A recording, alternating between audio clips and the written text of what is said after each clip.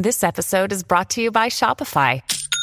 Forget the frustration of picking commerce platforms when you switch your business to Shopify, the global commerce platform that supercharges your selling wherever you sell. With Shopify, you'll harness the same intuitive features, trusted apps, and powerful analytics used by the world's leading brands. Sign up today for your $1 per month trial period at shopify.com/tech, all lowercase. That's shopify.com/tech.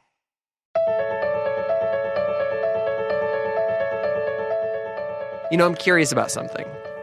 Do you believe that a broken heart is perhaps the catalyst for most things that we create and move towards in our lives? Do you think that tragedy is the underlying spark of our most important work? The jury is honestly still out for me, but time and time again on this podcast, I have guests come on the show who are doing beautiful, impactful work that have all come to parts of their stories where it gets really, really hard. And then that's when something in them changes.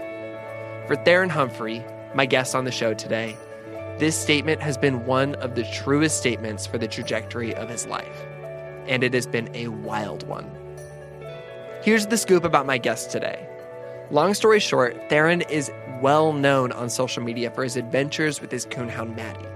They've traveled the world together and started documenting their travels on Instagram when most of us didn't even know what that was. I'm positive, absolutely certain, that you've seen the duo on Instagram under the username This Wild Idea. They are iconic and wonderful. Theron is also a photographer who has published 2 delightful books, Maddie on Things and Maddie Lounging on Things, capturing the hearts and imaginations of dog and adventure lovers all around the world. Ultimately, he shares how his creative process and journey brought him to this place where he finally realized that he was enough, with or without his accomplishments. And he tells us how he came to that conclusion today. I don't know if any of you have been paying attention to this, but here's a fun fact about today's show. Theron is our first male guest on the podcast in more than 4 months. This was intentional because we've been really feeling the push to learn from women, more so than ever at this time in history. I think it's kind of cool, and I know that I've really enjoyed it and grown a lot from it. For those of you who have noticed that we've had a lot of powerhouse women on the show repeatedly, that was 100% intentional. And now, today, this week, we are switching the gears a little bit with Theron's story. I'm Brandon Harvey, and this is Sounds Good, the weekly podcast where we have conversations with inspiring people who are rejecting cynicism and using their lives to make an impact. Let's just jump straight into this conversation. I'm so excited about it.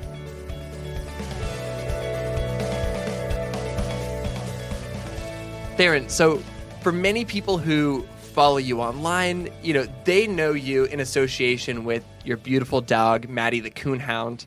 And so I feel like a great spot to start would be, you know, tell me about where Maddie came into your life. Tell me about it. I don't know this.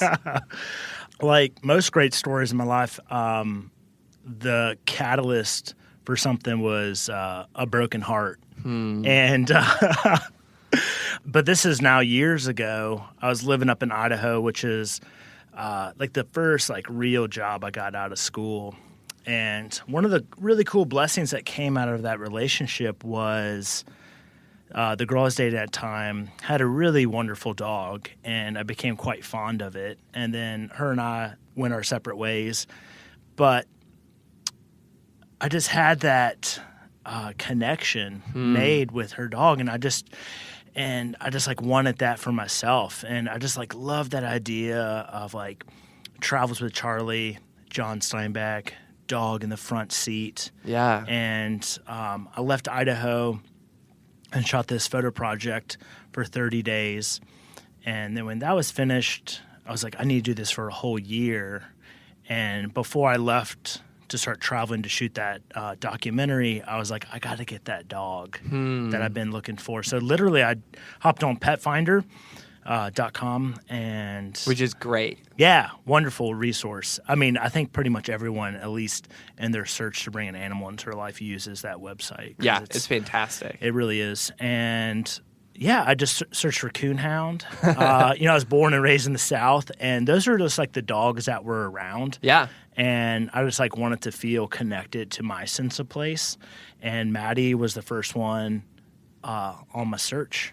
And I was like, oh, she kind of looks like a deer. That's so great.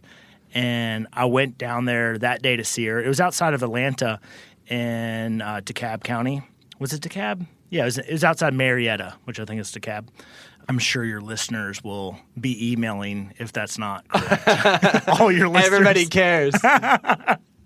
And I went to see Maddie at the kennel, which is like a very different experience for me because that facility is state run, and there's like kind of like inmates in there like mopping and cleaning, and obviously like low kind of security folks, and it was very nice, but it was all kind of self-service. I went and got Maddie out of her kennel and went to the playroom, and she didn't give a lick about me. She was just like running around the room, sniffing underneath the door, and just like paid me no mind. And I was like, oh, what a bummer. Obviously, I'm not her person. And I put her back on the leash and was walking her back to the kennel. And on that walk back, she pressed her body against my leg the whole way back. Oh. And I was like, I can't leave you in there. That's like the sweetest thing ever. So I literally walked up to the front desk and was like, I'd love to take this dog home. And they're like, $40. And I was like, okay. And then I had a dog. That's amazing. Yeah. That was, I guess, a long-winded version of that, but that's how it came together. Wow. And that was the beginning of your time traveling, mostly full-time, huh? Yeah. My Instagram handle, This Wild Idea, was founded on a documentary that I shot. Goodness. 7 years ago. Okay, wow. I know, right? Dang. I guess that's how long Instagram's been around. Maybe Instagram's been around 8 years, but something like that. I bet I first started following you in 2012. Yeah. So about a year or so into that. Yeah, man, it's been a minute. And so that's where it came from. I was literally traveling to all 50 states. That was the wild idea. That was the wild idea, like to meet a person, to photograph them kind of in their home, to like record their story, and then I would post online. I did it like every day for a year. And that's kind of how everything kind of started swirling together. So like Maddie was traveling with me. That dog that I just adopted, I literally had her for like 2 days. Huh. We were just getting to know each other. And she was traveling in my truck, and I just started to photograph her with my iPhone. It might have been a 3 at that time. It was in the era of Instagram where you couldn't even access your camera roll. So funny. Like you had to like shoot the photo in app and post that. So that was the era that it began. So yeah, I would just start photographing her because she was with me. Yeah. Well, and I remember your documentary work that you were doing, and it was mostly up on your website. You know, it was this amazing portraiture, great storytelling, but your Instagram was mostly Maddie. Yeah. It seemed. Yeah, and that's how folks were using Instagram to start with. Like, if you're in the photo world, you'll kind of remember that all the pros weren't really taking the platform seriously. It was like, oh, that's just a place for kids. It's just a place for food photographs or bad filters. Yeah, that was the total thing. Like, nobody was, like, putting their best work on Instagram in that season. So, my background is in photography. I have my MFA in photo, so... Oh, I didn't know that. That's amazing. It just means I had more debt than you. And it was harder to pay off. Yeah. Because like that mindset was like you put your best work on your website to like be in a magazine, to be hung on a gallery. And Instagram is this like daily snapshot. Don't think twice about it, which is kind of like what made it great. Totally. And then it just like, kind of those two ideas kind of have melted together. Totally. You had started this journey of traveling full time. What's that like? Because I think a lot of people kind of romanticize that. They dream of that. And obviously you're still doing that. So you're interested. But, in those early days, what was that experience like? Yeah. In the early days, the catalyst for kind of going out there to create something was somebody along the way told me that you're the most disappointing human being I've ever met. And like that was my kick in the butt. Was like, I'm going to go prove you wrong. Wow. Which, life's a journey. You have to trust the process of life. But I can ultimately tell you that's not the best place to create from. No. Because like ultimately what happened was I was using photography and travel to like redeem myself, to like to prove this person wrong. And really, I mean, the truth is like, I'm enough without photography, without Instagram. Just like living and existing and being me is enough. Yeah. At this time, were you actively aware that that's what you were doing? Or is this kind of more in hindsight you were able to process that you were running from that? Oh, it's always in hindsight, right? Because I imagine a few of your listeners are real into the Enneagram. Yeah. And wait, for those who don't know what the Enneagram is, 5-second description. Oh man, it's a tool for understanding your shadow self, meaning understanding what motivates you in your subconscious. Amazing. Okay, continue. Because interestingly enough, like 2/3 of our life and decisions are subconscious. Like we don't always have awareness that they're happening and going on. So I'm an 8. So, kind of like the charge of the 8, even though it might feel like a cliche, is like take the time to connect with the inner self, which probably for a lot of people that sounds like some kind of, trope of sorts, reconnect with yourself. But really that's like, the need for the – But it's also one of the greatest challenges, huh? Yeah, absolutely. Yeah, because, vulnerability, walls, real thick walls of defense are kind of the typical mechanisms of an 8. Yeah, I was like really creating that work from a place of like trying to find meaning and purpose. And really the meaning and purpose was that I needed to discover through doing all that was like, I am enough. Which for me is to really say that and feel like a warmth in my chest took a lot of work to get to that place. During the process of maybe being unaware of this, you're still traveling, you're meeting people in every state. I met you a number of times in different states, and I've always found you to be like so warm and welcoming, and so it's not like you were like devoid of this warmth this entire time and then you hit a wall. Do you feel like there was a growing process during that whole time, or did you hit a wall at some point? What did that kind of look like? Yeah, I mean, part of it is that, I was born and raised in the South, is a part of that, like, you just kind of like really instilled in you to be polite and to be nice. But it's also really easy to operate under the idea of like achievement. Because like if you kind of discover how to thrive in life, how to interact with people, how to get by. How to win friends and influence people. Yeah, exactly. It's like, oh, if I kind of behave this way, no one's getting upset. Yeah. I can connect with people in a way that leaves everyone feeling good. Yeah. But kind of ultimately, there was like a lack of connection within myself. Because like the thing is that like if you don't love yourself, you can't love anybody else. Like if you're not putting your oxygen mask on the plane first, you can't help anyone else, Like you got to do you got to heal yourself and your wounds. So essentially I just discovered the way to thrive in life and get by and be successful.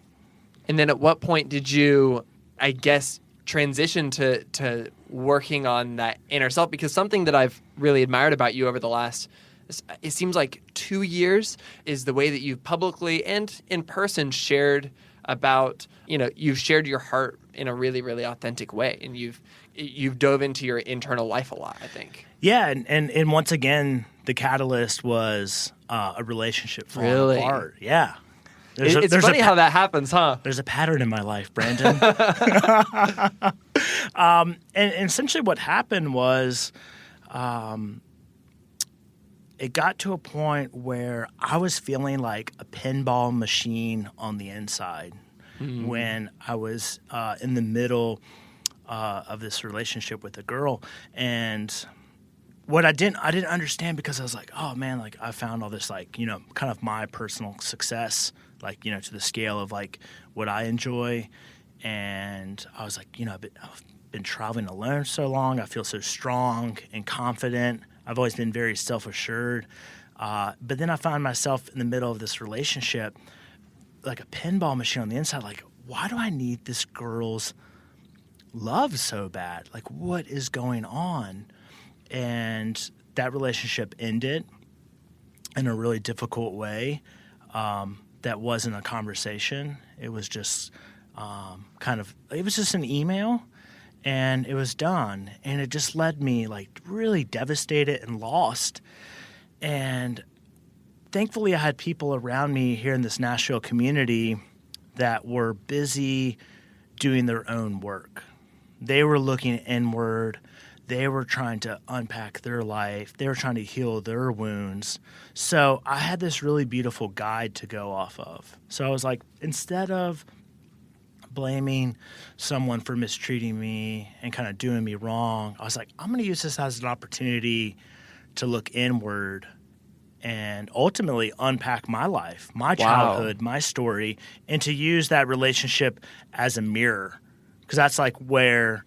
that's like kind of the circumstance of that relationship ending I could control and do something with. So, yeah. So essentially that relationship ended, and like a week later I was in therapy. Wow. I was about to ask, what did you start with? Where did the process begin? Because it's terrifying thinking about, jumping and diving into your interior life. And especially if you're coming from a place of heartbreak, it's got to be difficult to know where to start. Yeah. And I won't say it definitely wasn't easy. It was like the hardest work I've ever done in my life. And kind of like the real short story on my background is my father was physically abusive to me and to my mother. And I saw him abuse my mom, and then my father, physically abused me. And a lot of times I would have to like step in and stop him from hurting my mom. So essentially that just made me grow up way too quick and kind of like you put up a wall, huh? Yeah, loss of like innocence and childhood. And, that kind of set me up to say like, oh, I'm going to have to like be defensive and like protect myself and others because like the world is going to be taking advantage of me. So, going into therapy, like I wasn't even aware that stuff was influencing my life decisions. And now it kind of seems like a no-duh thing. But literally, I was walking around life numb is essentially what was happening. So to get by and to survive, I learned the parameters again, which is like take great photos, smile, say hi to people, connect just enough, and then kind of move on, go into your own space. And my struggle is still disassociation. So that was my survival space. Dissociating from yourself. For myself. So this probably is not super common of a thing, but maybe to a very few people can relate to it. Like I've had people when I've been in the room with them and I'm just feeling exhausted, I can like literally leave my body. That's what it feels like to the outside world, because I can go so deep inside, and like the little child in me can like curl up in a ball and just like lay down and like rest. And then I've just like disconnected from the rest of reality. Wow. Dang. Welcome to being an 8. And so, without getting into too many details, what were those early days of counseling like, other than the hardest work you've ever done? The earliest days were, kind of the entryway, the pathway into healing and therapy is the start of it is talk therapy. And when I talk about therapy, I'm talking about from a perspective of trauma. So physical abuse, mental abuse. Another way to think about it is like kind of like you've heard the idea of PTSD. Yeah. All that kind of trauma affects the brain and the emotional well-being of yourself in a very similar way. Does everybody have some degree of trauma, or does not? Like, how does that work? Is it just some people, or? I mean, I can only speak for myself. Yeah, that's I guess probably the safest thing. But the only thing I encourage people to do is if they feel like they have experienced trauma, is to seek out a therapist. And then ultimately, for me, what was healthy was discovering and finding EMDR, which is a beautiful acronym that I cannot remember what it stands for. But so talk therapy was kind of like discovering that a pathway existed. Okay. And then EMDR is the experience. And that's the thing about the human condition is talking, reading, wanting to change does not bring it. But what does bring change is experience. And EMDR is experiential type of therapy. Essentially what you're doing, there's many different methods. There's like a rapid eye movement. There's tapping. Some people use like buzzers in the hands. But for me, physical touch is very important. So my therapist in a pattern would tap on my knees. And you kind of enter into a meditative state with your therapist. And it's not that you just like sit down on the couch and your knees, they begin tapping. It's like a process to get there. But essentially you go into those memories and then you confront yourself in the memory, and then you turn to where the trauma came from and you say what for me like that 12-year-old boy couldn't say and couldn't do. And then you turn back to yourself and you give everything all the affirmation and love and things that 12-year-old boy needed. And then you kind of like meet your kind of your spirituality there. It could be a bright light. It could be, it could be Jesus, kind of whatever your spirituality and energy is. And then you take that. For me, I took that and put it in a jar and put it on a shelf. So now, like, whenever I need to reach and access, like I'm doing now, I can talk about it. And, like, in me feels warm. Wow. But it's not, like, breaking me down. Yeah. Wow. It's beautiful that you've been able to kind of dive into this and have a different experience when you think back on these things. For people who've known you for maybe, like a decade or so, how would they describe the difference they see in you between, the Theron they knew, maybe even pre-Maddie to the Theron, that is around in 2018? Yeah. Ruthie Lindsay, she's been on the show moons ago. She's been a dear friend to me throughout the seasons. And, again, kind of like you said, like, I don't think like historically I've ever, I definitely have come up short in life and I have a lot of mistakes, but I've never really found myself to be cruel or mean, but I was definitely like emotionally detached. And I think now what I'm aiming to do every day is to show up and be present and to have that guard down and just to be seen and to be present with people. And, that's like, it's difficult for me. It takes energy and, I have to meditate every day and be really conscious, but it's like, just to show up and like, when I feel like I'm enough and I'm loved, again, I can love other people. That's beautiful. You talked about the struggles you experienced as a child, but also, I know that you seem like a man of tradition and a man of legacy. What aspects of your family legacy are you still holding on to, even though you're letting go of the painful parts of that experience? Yeah. And that's that's been the struggle of the South. Yeah. We have a lot of beautiful things about the South. And then we also have a lot of work to still do. And we have a lot of areas that we still need a lot of redemption. And the same thing's true with my family. Like, my granddad, would, just like kick my ass in the field, if I didn't listen right. But then there's this other side that, man, he could like fix any tractor. And I loved riding on his tractor. Like I loved going through the barn. Like I loved driving around the field with him. And like I loved his southernness and his slowness and just his presence. But then there's this other side that was like really painful and hurtful and like in some ways like set me up to have to go inward to survive. And that has been my burden to unpack and heal as an adult.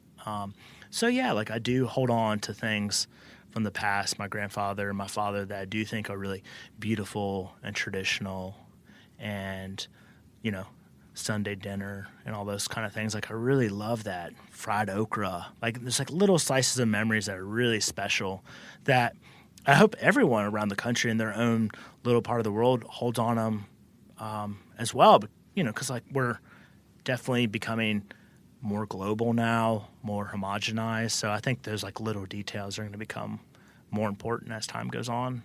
That's been a really interesting thing for me moving to the South.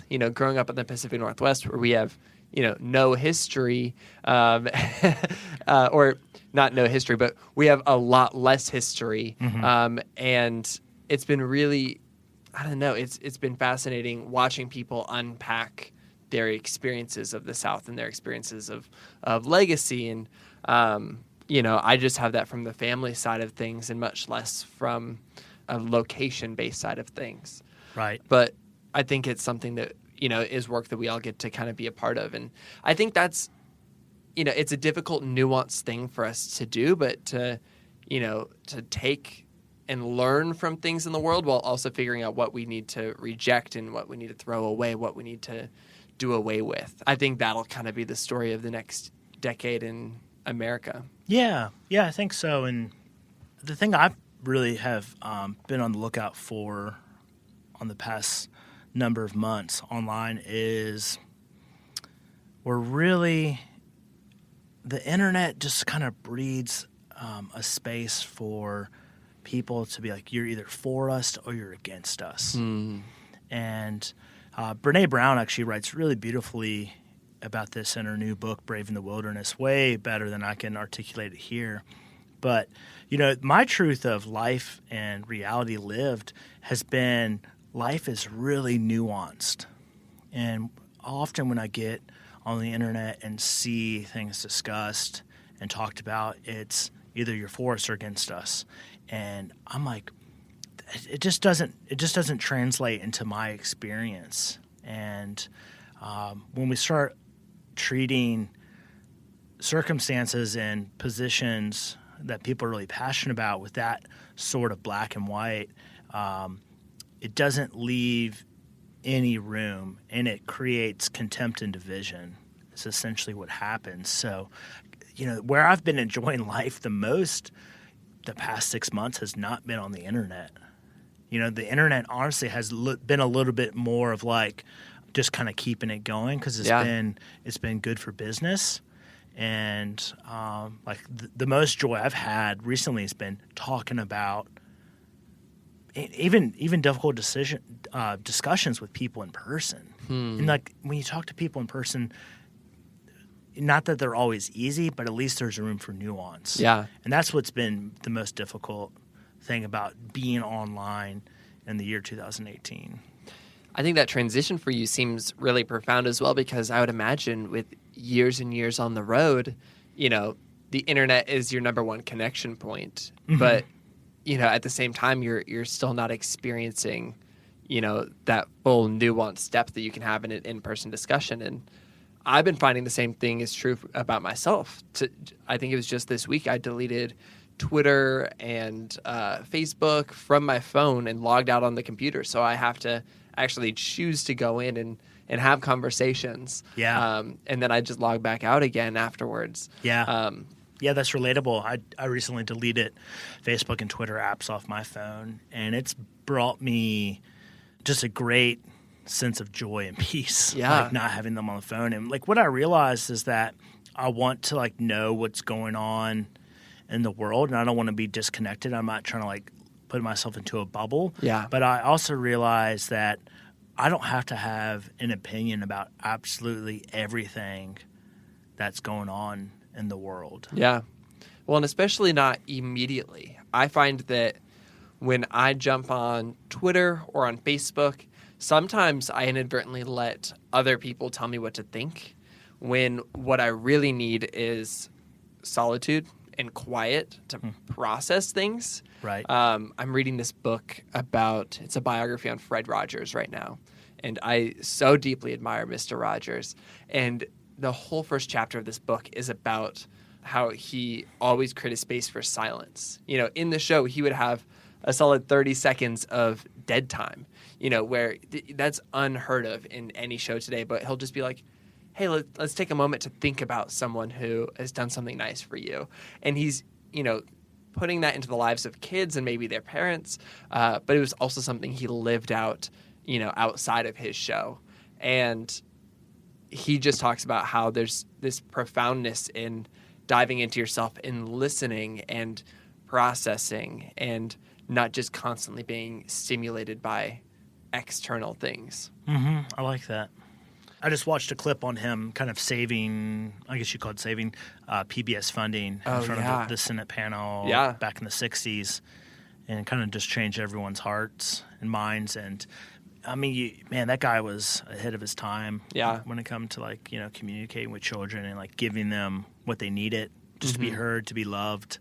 Super important. It's beautiful thinking about how somebody can have such a profound impact on people, not in person. I know that we just talked about in-person conversations, and those are important, but, he had such an incredible platform to communicate particular ideas, and he used that in such a beautiful way. And in many ways, I feel like I've seen you doing the same thing with your accounts online recently.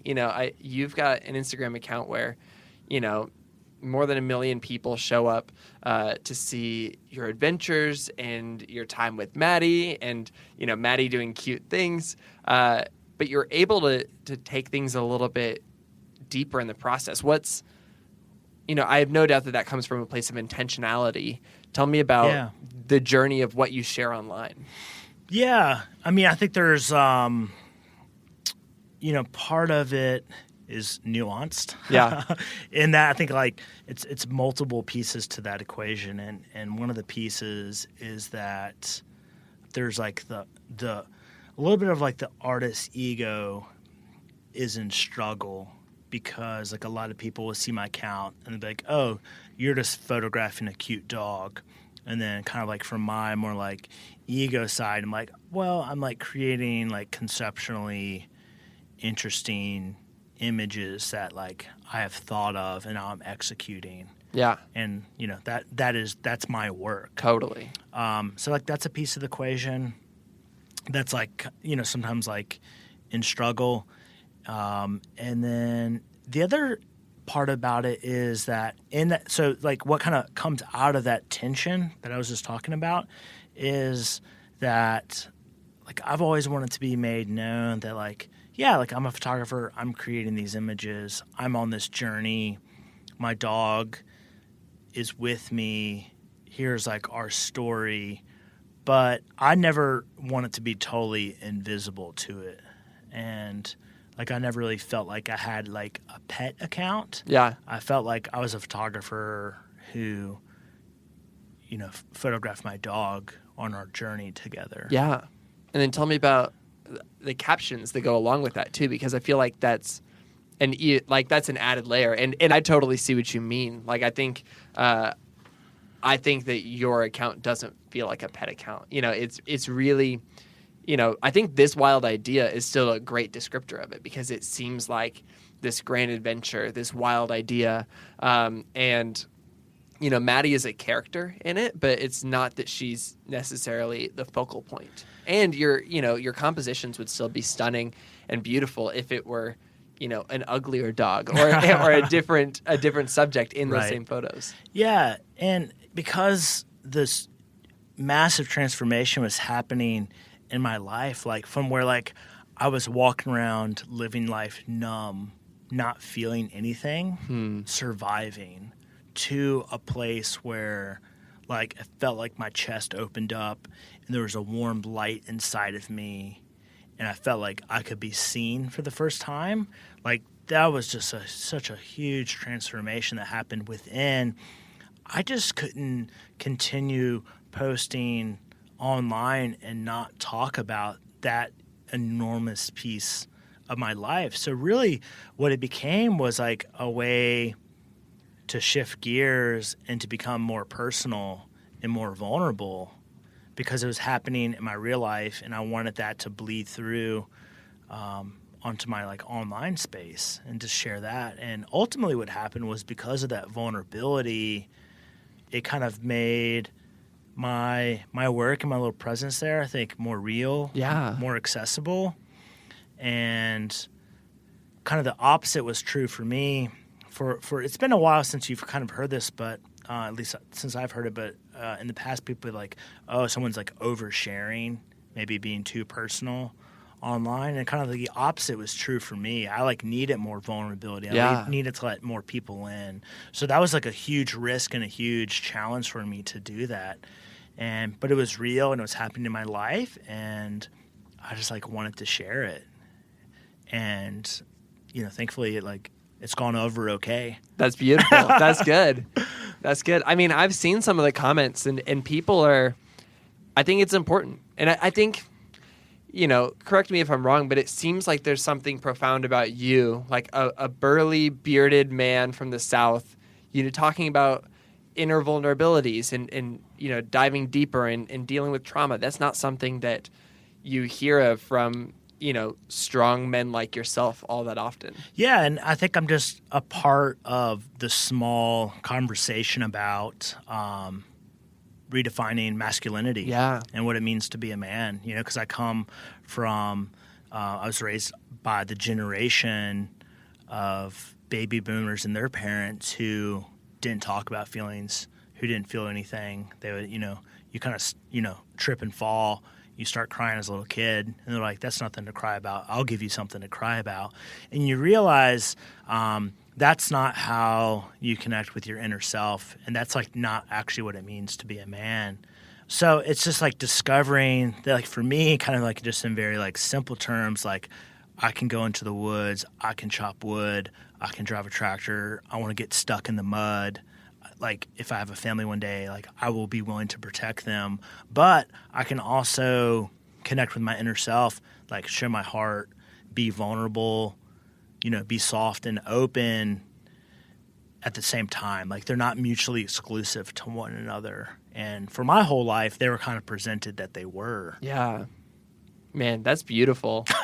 I love that. And maybe that's a nice spot to kind of start wrapping up. And, I think that segues nicely to, something I wanted to ask you. Has it been an hour already? It's been 4 hours. We've been in counseling for 4 hours. It makes me wonder, what makes you feel hopeful about the future, both in terms of, your experience and the experience of others experiencing the same thing, or even just social media and the way that things are shifting, from your unique perspective, what's making you feel hopeful? That people are looking inward. And I honestly don't think that we can have healthy relationships with our friends and life partners until we've unpacked and healed old wounds in our life, until we healed a traumatic childhood or other difficult life experiences. So like what I see right now is a lot of people, again, like looking inward, wanting to do their work. And for me, the kind of like the capstone to that experience was going to Onsite, which is like an emotional wellness center outside of Nashville. Essentially, it's a week-long program that's like a year of therapy, and it's just experiential. And it's just like a bunch of people coming there and like laying on the line and using experiential therapy to like heal yourself. And and that's what I'm hopeful for, is like the people that I'm surrounding myself with in my life, like are doing that hard work. And they're also showing it with a lot of grace and realizing that our mistakes, those don't define our humanity. Like we are enough and loved outside of like what we create and what we've done. And for me, that's like really simple message, but again, continually to connect with my inner self and not disassociate is like the beautiful challenge for me.